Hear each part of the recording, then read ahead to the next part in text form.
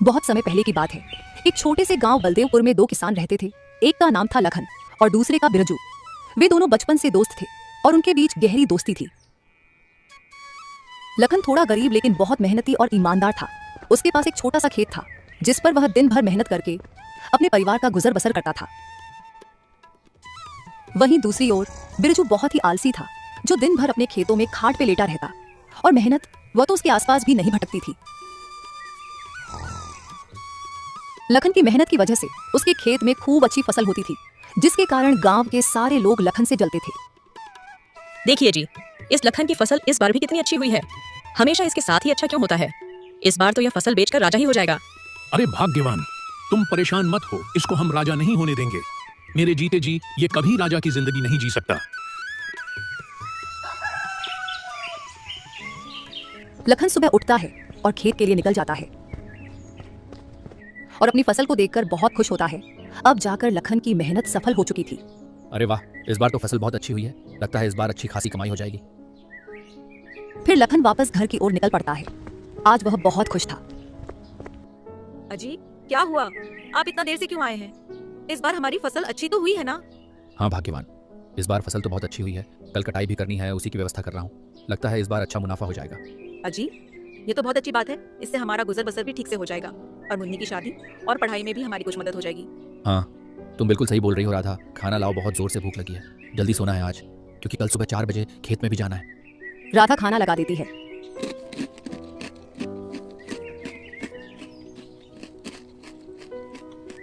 अरे राधा, ये समोसे कहाँ से लाई हो तुम? क्यों जी, क्या हुआ? अच्छे नहीं लगे क्या? अरे नहीं भाग्यवान, ये समोसे तो बहुत ही स्वादिष्ट है। ऐसा मन कर रहा है कि खाता ही रहूं। तुमने बनाए हैं क्या? हाँ जी, मैंने अपने हाथों से बनाए हैं। आपको अच्छे लग रहे हैं तो और ले आऊं क्या? और भी है? नहीं नहीं भाग्यवान, इतने काफी है। बाकी के सुबह खेत में खा लूंगा। अच्छा जी, ठीक है।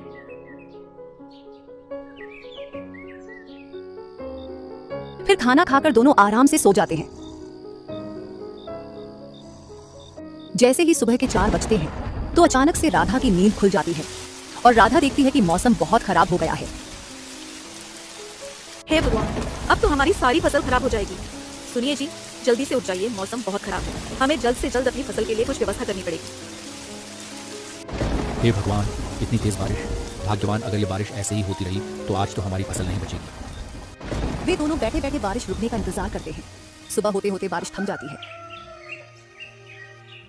भाग्यवान, अब बारिश तो रुक गई है। चलो खेत चलकर फसल को देखते हैं। फिर वे दोनों अपनी फसल को देखने खेत की ओर चल पड़ते हैं। वे दोनों खेत पहुंचकर देखते हैं कि उनकी लगभग आधी फसल बर्बाद हो चुकी है। हे ऊपर वाले, ये क्या किया तूने? हमारी सारी मेहनत को पानी में मिला दिया। लखन यह सब बोल ही रहा था कि तभी अचानक से जोर जोर से हवाएं चलने लगती हैं और आसमान में बिजली के साथ तेज तूफानी बारिश शुरू हो जाती है।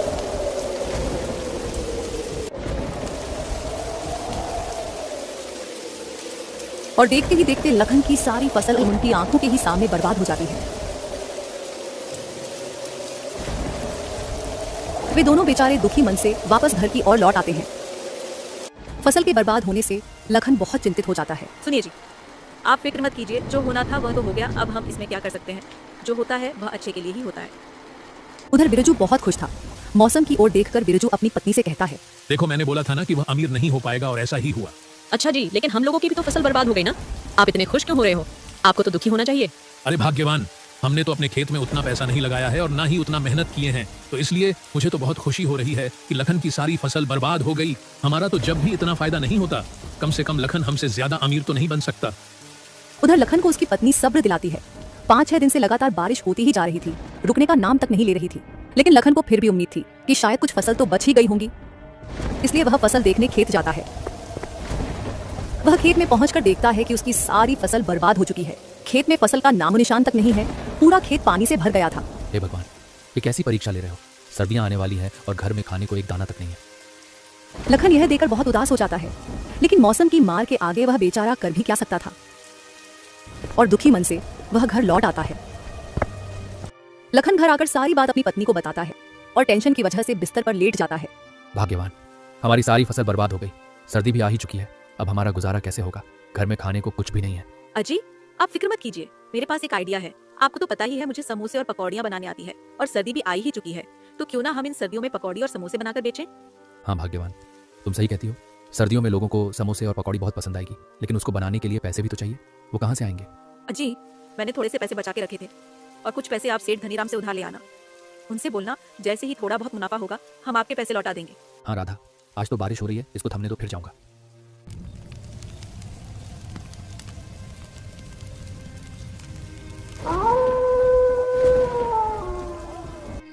फिर वे दोनों खाना खाकर सो जाते हैं और सुबह होते होते बारिश भी रुक जाती है।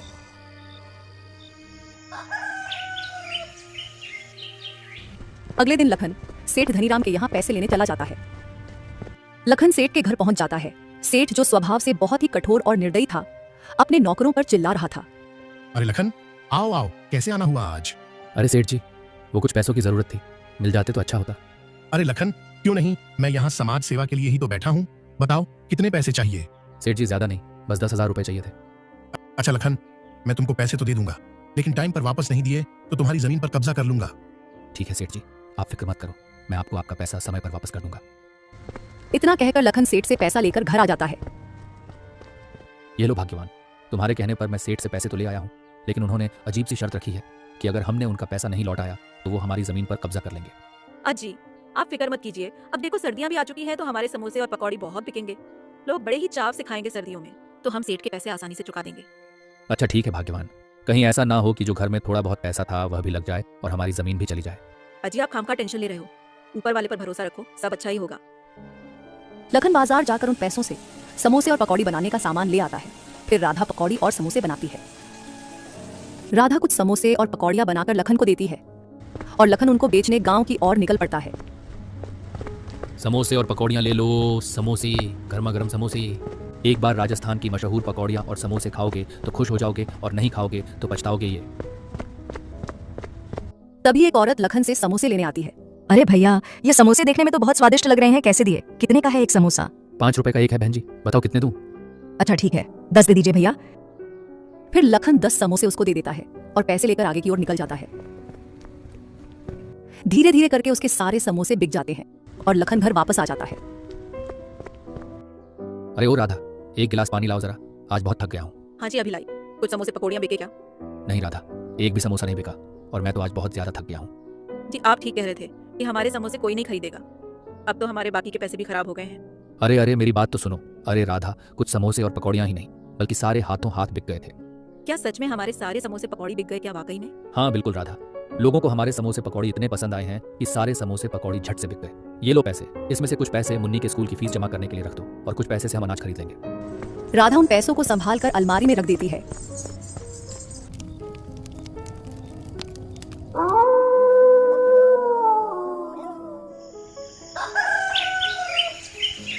अगले दिन सुबह राधा और भी ज्यादा समोसे पकौड़ी बनाकर लखन को देती है और लखन उनको बेचने गांव की ओर निकल पड़ता है।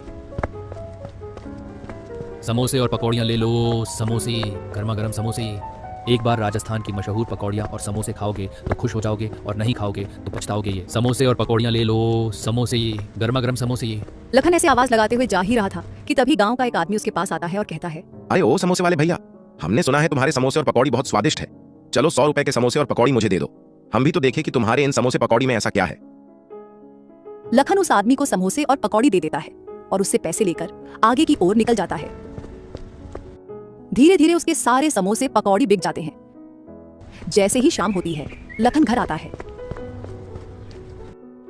सुनो राधा, हमारे समोसे पकौड़ी के तो पूरे बलदेवपुर में बहुत चर्चे हो रहे हैं। अब मेरे गांव में जाते ही सारे समोसे और पकौड़ी झट से बिक जाते हैं। राधा ये बात सुनकर बहुत खुश होती है। दिसंबर का महीना आ चुका था और सर्दियां भी अब अपने चरम पर थी।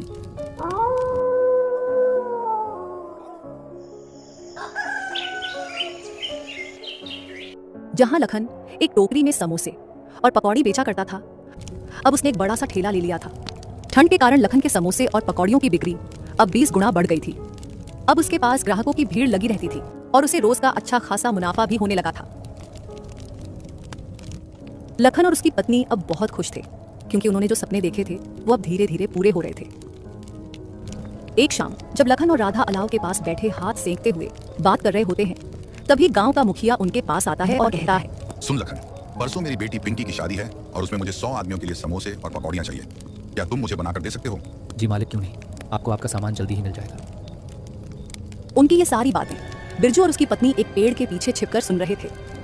हमेशा इस लखन के ही साथ इतना अच्छा क्यों होता है? मुझे कुछ भी करना पड़े, इस बार मैं इसके साथ हरगिज अच्छा नहीं होने दूंगा।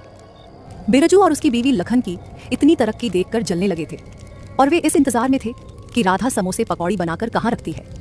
राधा जैसे ही समोसे पकौड़ी बनाकर अपनी किचन में रखकर सोने जाती है, इधर बिरजू और उसकी बीवी चुपके से किचन में जाते हैं और सारे समोसे पकौड़ी चुरा लेते हैं।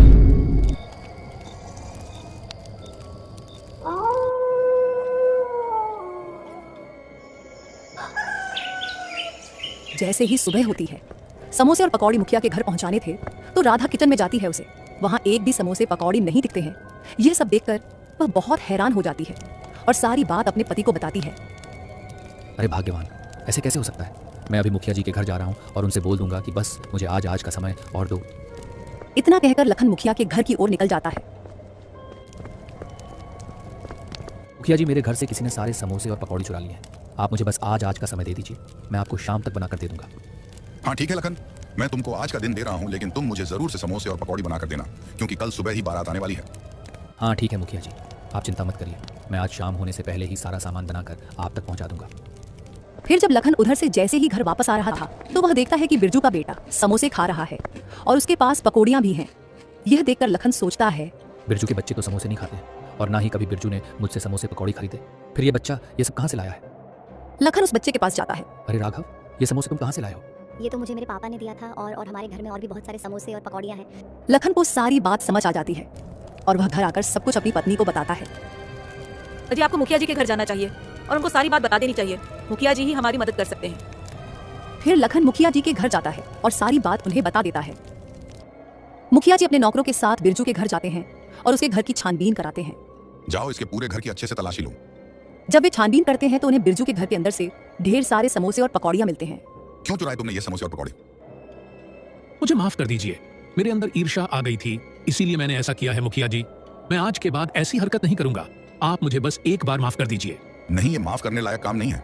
अगर मैंने तुम्हें माफ कर दिया तो तुम फिर से ऐसा काम करोगे। मारो इसको। फिर सब मिलकर बिरजू की अच्छी धुलाई करते हैं।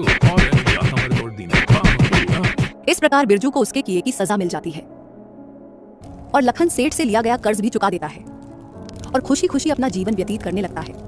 तो दोस्तों, हमें इस कहानी से यह सीख मिलती है कि जीवन में चाहे कितनी भी कठिनाइयां आ जाएं, लेकिन हमें हमारी मेहनत जारी रखनी चाहिए और किसी का बुरा नहीं सोचना चाहिए। कर भला तो हो भला।